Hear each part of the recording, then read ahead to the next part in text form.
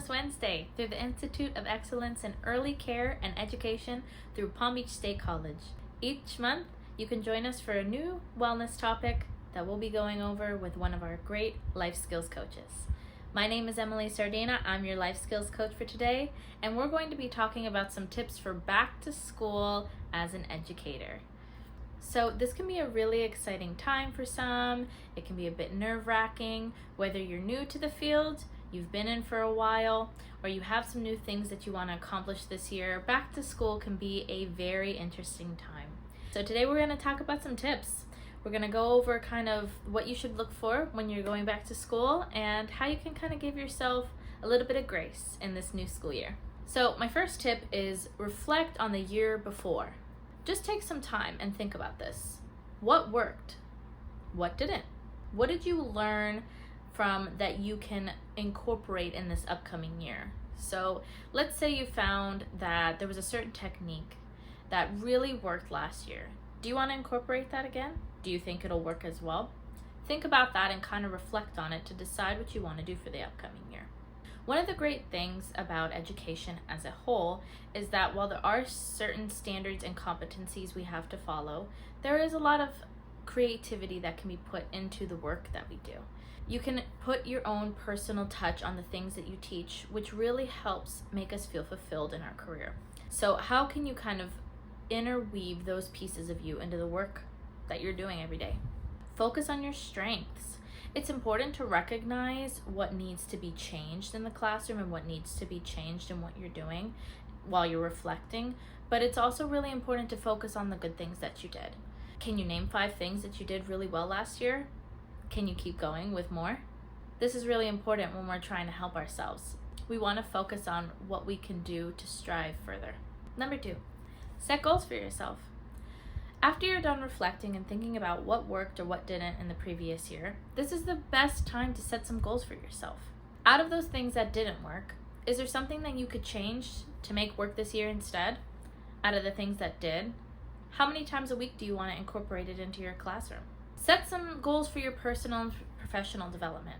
Are there any hobbies that you want to get into this year? Think about it now. Any classes you want to take? Do you want to go back to school?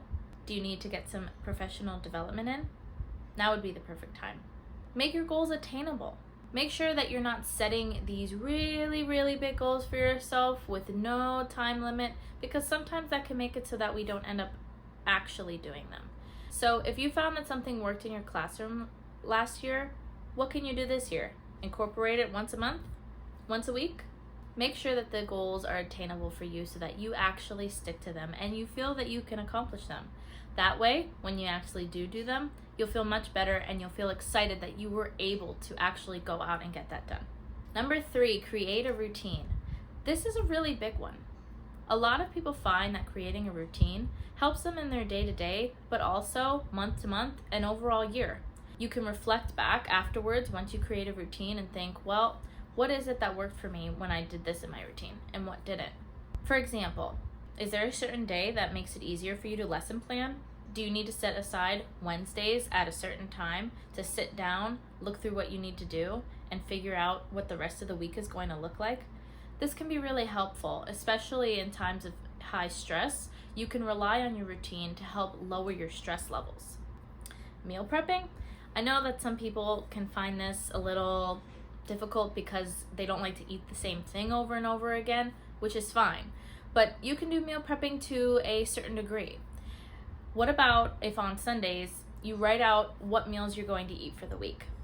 That way you can have an idea and you can refer back to the list you have.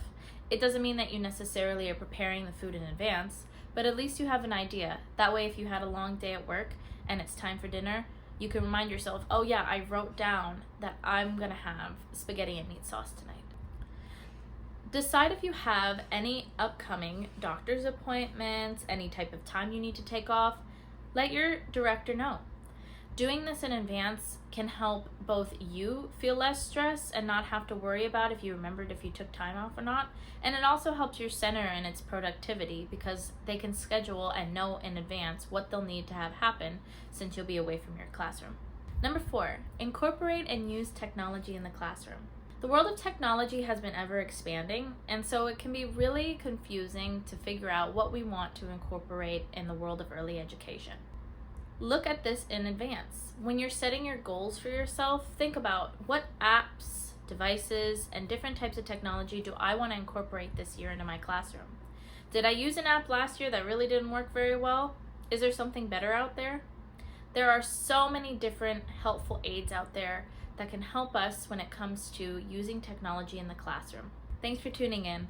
I'm wishing you a very happy, healthy, and successful new school year, and I can't wait to see you again as you tune in to our next podcast. Bye!